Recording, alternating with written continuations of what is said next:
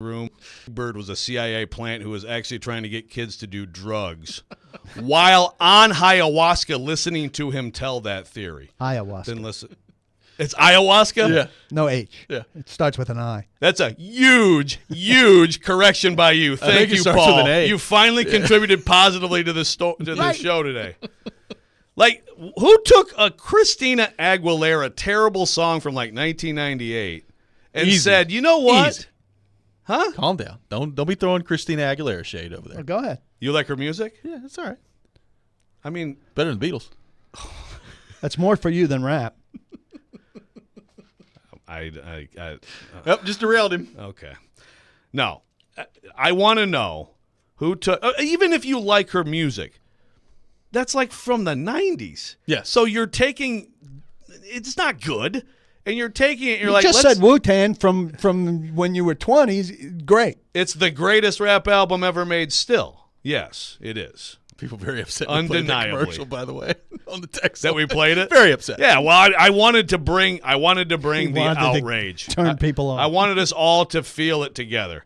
I mean, you take a Christina Aguilera song from 1998 and you say, in 2024, I think this will really be relevant to a new audience when having some, current athletes awkwardly sing this awful, version of this song. I mean, how do you possibly get to that? I don't know the answer to this. I do. How many people know who those two guys are? Like, if you're not a hardcore NBA fan, Yeah. how many people look at Shai Gilgeous-Alexander and Chet Holmgren and are like, yeah, I know who those two guys are. I watch a lot of Oklahoma City Thunder basketball. Now, that's a very good team. Yeah, you may sure. know them after this playoffs, right? But yeah, they're trying to get ahead of the curve. I guess. On the SGA train. It's all just. I like both of them. Very good players. Oh, yeah. But my goodness. None of this matters because you are talking about it right now, True. which is what they want. Bang! They win. That is true. Well, I just wanted It to bitch certainly about is generating conversation because every time it came on, 15 times during the game last night on the TBS broadcast. I mean, it was just nonstop. constant. I've It was said nonstop. forever that there should be federal regulations, not kidding, on the frequency with a commercial can play and on the shelf life of a commercial. I agree.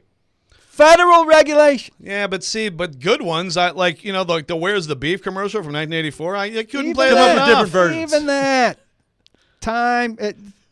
It's classic. Show it to us for a certain amount of time, then let us remember it fondly. Mean Joe Green commercial.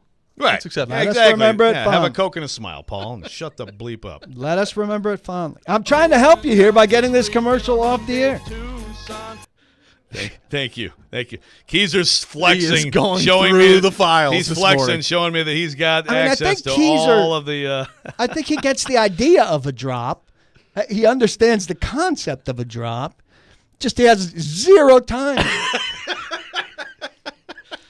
I think sometimes Although the timing's very good. anytime we can hear Rexrode Oh, I can rapping. get better at it. Yeah, I definitely could. You've but been at I this have for a better while. moments. Anytime we can get Rexrode rapping is a good Anytime time. that I can throw him off, yes, and it's not timed perfectly, I don't care. It's Yeah. good. Let's work on the time. Play the Kaharski. Go ahead. Give it I to him. smoke pot, blah, blah, blah. It's funny because I've never smoked pot, ever. Please start. Good Lord. If feel somebody better? was ever going to start using drugs, Saturday would have been the day.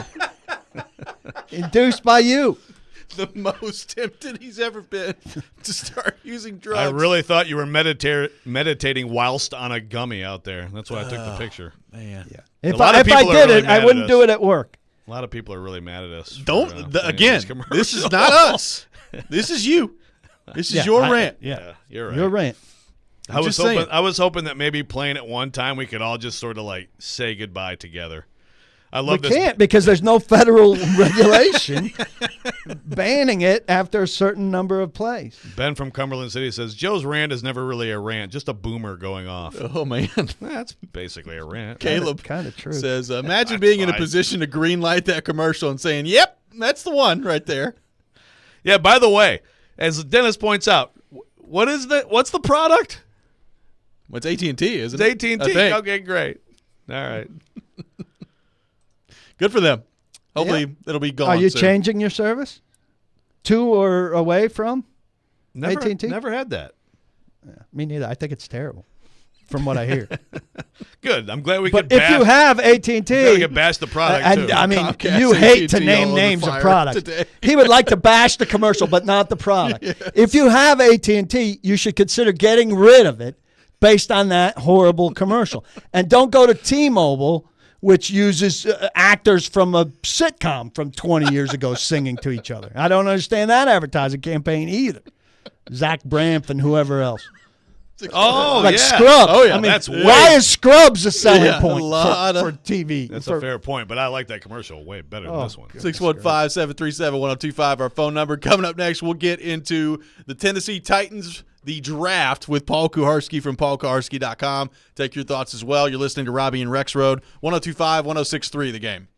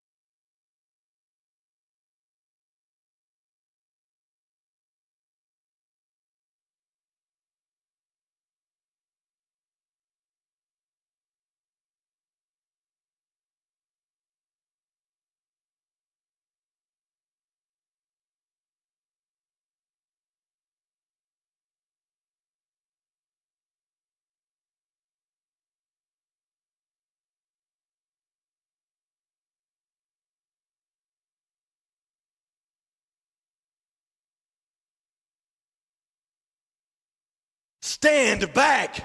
There's a hurricane coming through. Paul Kuharsky from paulkuharsky.com with us for the next hour, talking all things Tennessee Titans, presented by Parman Energy and Edley's Barbecue. Visit parmanenergy.com, your one-stop petroleum solution. Edley's Barbecue, voted Nashville's best barbecue for 2023. We live in a barbecue city, and you guys know when I get a craving, there's only one place I go. That's Edley's. Edley's is a local, family-owned business. We like those. It was voted the best barbecue in Nashville for the second year in a row in 2023. I have a big prediction. It's going to win again in 2024.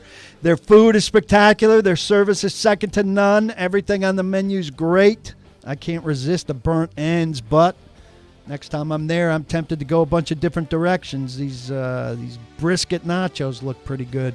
Edley's goal is to make the world a better place by making people happy.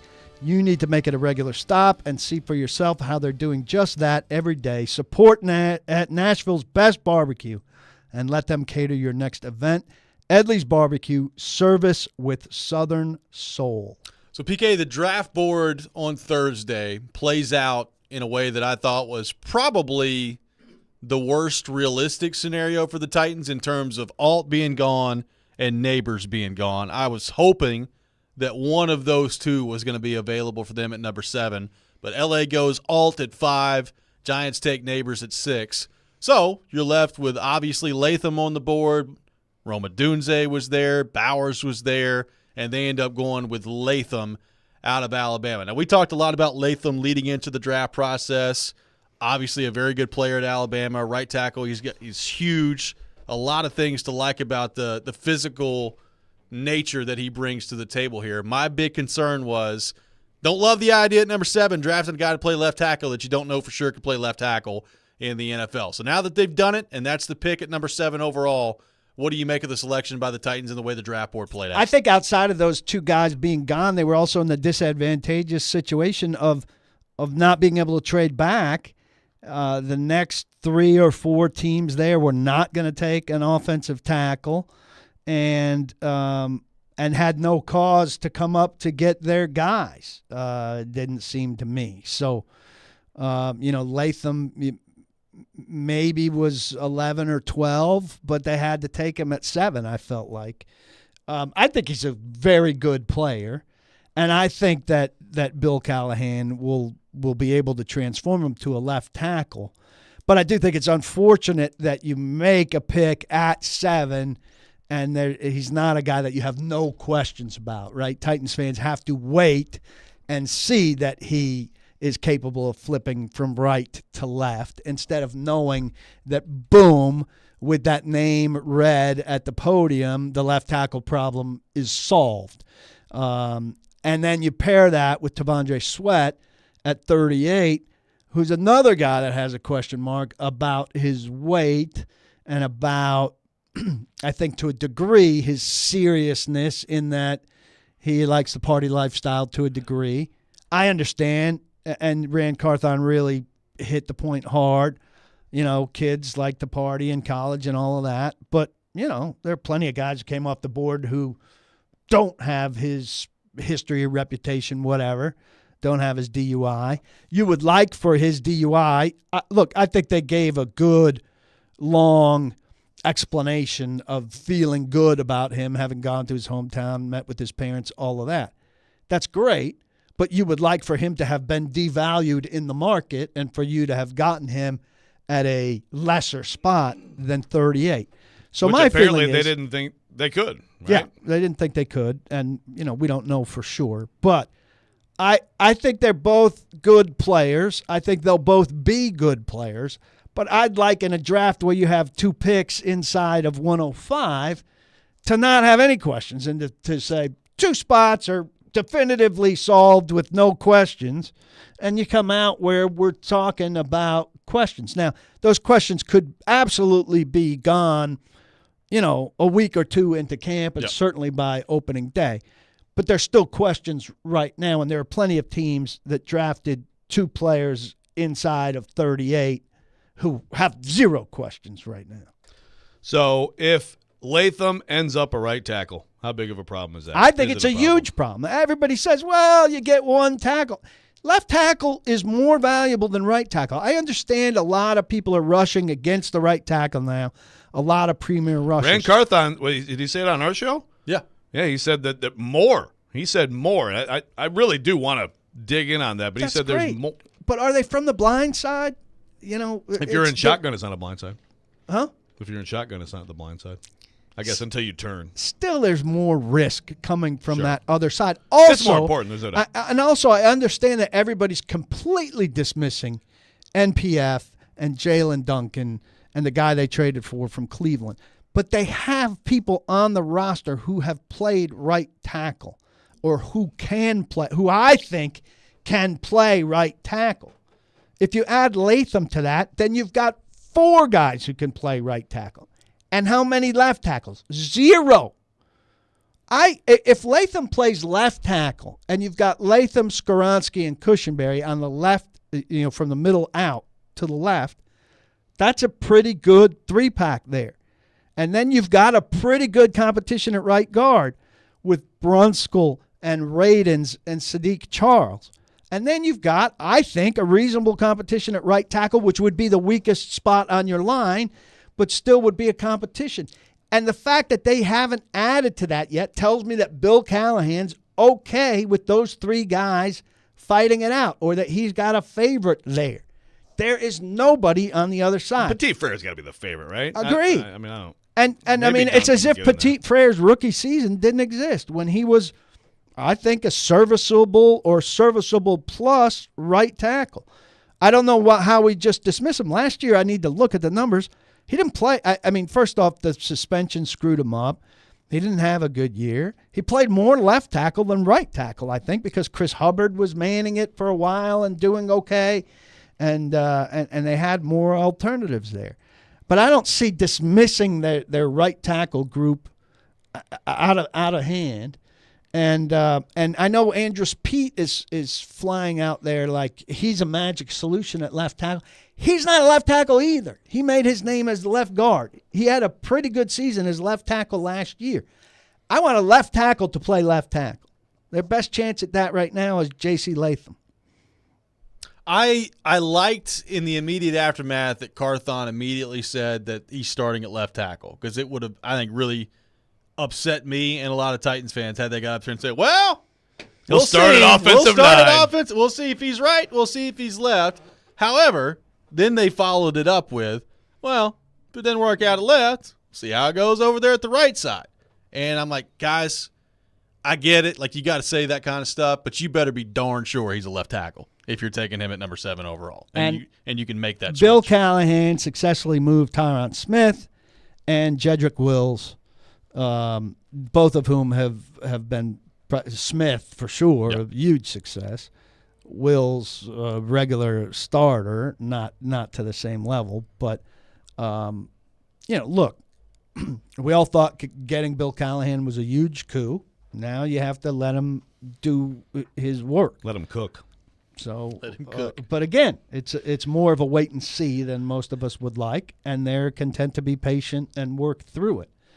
But if he winds up on the right, you really, and again, Blake Bedingfield wrote this at my site before the draft, that he thought it was a huge mistake that they didn't go get Jonah Williams or Tyron Smith, at the contract he got from the Jets despite his injury history, or, George Fant or somebody of a veteran pedigree to give you an insurance plan at left tackle, to free you up to not have to take a left tackle in the first round if he wasn't the best player, but also to give you a second left tackle.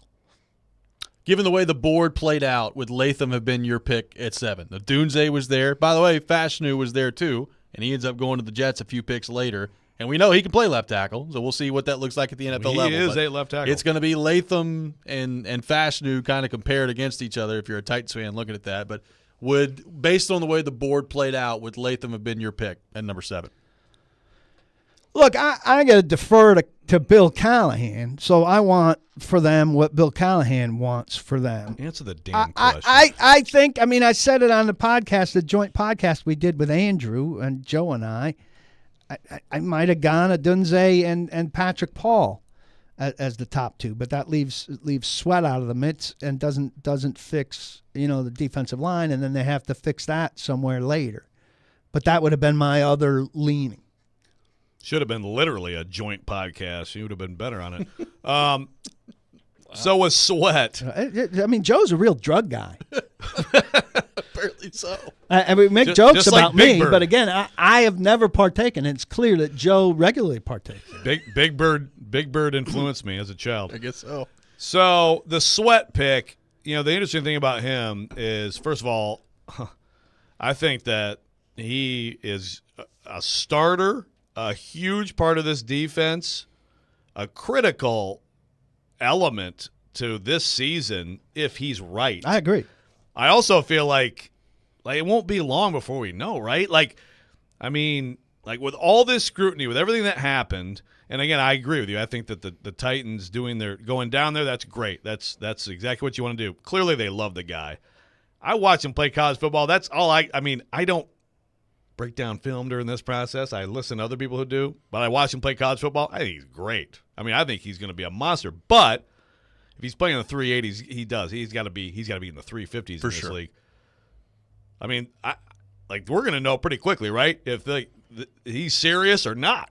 And I heard Zach Lyons say, "Well, it's only 11 pounds. 11 pounds for a guy that's 366 is a lot." You could say, well, you could go sweat that off in a practice. Yeah, and you could put it back on, at one stop at a fast food place. And if he was indeed playing in the 380s and 360, it's not 11 pounds, right? Yeah. Right. Well, he's saying 366 now. Right. But if he got into the season, and that's the thing too. Some people are like, it's hard to keep weight on during the season, and he's playing in the 380s. Yeah. So look, in Texas, what's that? Pretty hot. In right. Texas. Yeah. And the barbecue's good too. There's a lot of variables, but I feel like we're gonna know pretty quickly, and you never know how things are gonna go.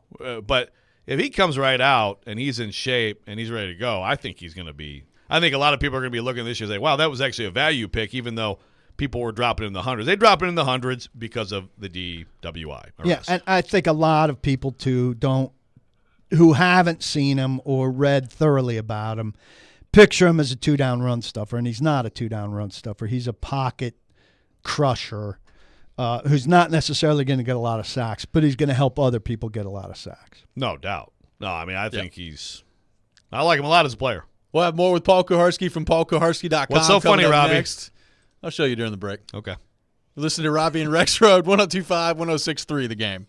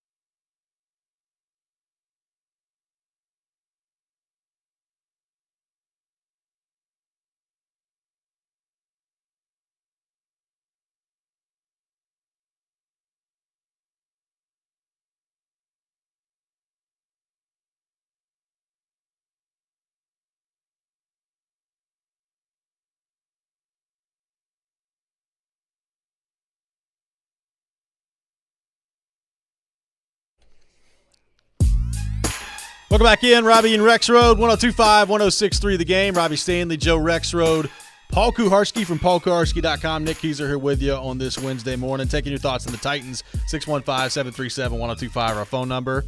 Shout out to at Dennis Burnside. Dennis J. Burnside on Twitter. An artiste, a true artiste. PK It's very good. PK with first of all, I mean, It's a better picture because I had stood at the Iron Gate looking out at the lake. I was listening to a podcast. 1,000-yard stare. Yeah, I was listening to a podcast, and then you could see I've got my earbuds in there even when I sat down. But that was the end of I kind of got some steps in. So DJ Burnside puts a blunt in your hands. Yeah, which is inappropriate And for then my usage. And then right next to you, the Beer little would have bag, been little better. bag of ginger chews. Man, what if you could combine ginger chews and gummies? A little CBD with some ginger chews? Imagine the possibilities, PK. You and your drug talk. Yeah. I don't like this drug talk. What are you talking about? Who is that? Joe Pesci has returned, ladies and gentlemen. Am I a clown with your drugs? 615-737-1025, our phone number. So overall, PK, what your thoughts on the Titans draft class? We've obviously drilled down on Latham and Sweat there, but overall, your thoughts on the Titans draft? And I do want to ask you specifically to start that conversation about Cedric Gray. What do you make of him and just the idea of potentially a rookie wearing the green dot? Is that a big deal? Is it overrated how we discussed that? How do you view that? Yeah, I don't think it's that big a deal. I think Cedric Gray's a good player. I do think it's a little bit weird that we universally agreed that to go with Kenneth Murray, the Titans needed an instinctive inside linebacker because to the ball guy and field well and from Brugler and so I feel not be the most accurate on it. Do that and talked about his growth in that. Yeah, him talking about it regard. made me confident in it, but still, I mean, you see it on the field, Yeah. So, I'm curious about that, and I'm hopeful that he is that, but there are some reasons to have an eye on that as soon as he hits the field. He's certainly got some intriguing traits. I think Latham, Sweat are starters. Look, if you look at Cedric Gray, I mean, if we go back, give me a second here to get on the depth chart that I put out. I mean, there are some really scrubby players, frankly. More strays for Dr. Jack. Well, poor Dr. I mean, Jack Dr. Gibbons. Jack should be a deep backup. Luke Gifford can't play linebacker. He's supposed to be a stud on special teams. JoJo Doman and Garrett Wallow are not NFL players. James Williams should jump those guys and be, a deep backup at inside linebacker who gives you great special teams play now. Chance Campbell is a very good athlete who has not been able to stay I've liked him when he's healthy. Yeah, and you'd like to see more from him, and he should be a key special teamer. So, I mean, it should be Murray and Gray, Campbell, Reese, and Gibbons, with Williams at the tail end of that to sort out, and some guys just disappearing like Doman and Wallow. Got a lot of numbers there, but not a great deal of talent. I think Brownlee's terrific in terms of giving you a fourth guy there when there's a twisted ankle. I mean, he fits exactly the mold of the guys that they've brought in, Awuzie and Snead, and McCreary's got the similar attitude in terms of this feisty, physical guy who's not going to let people off the line. I think Titans fans, I mean, if this thing goes according to plan, this 12-yard cushion that we've gotten used to seeing for years and years and years with corners scared of getting beat over the top is going to be a thing of the past, and we're going to see guys jamming hard and playing physical and unafraid. Jaquan Jackson should be the lead returner here, and I think could offer some real things out of the slot.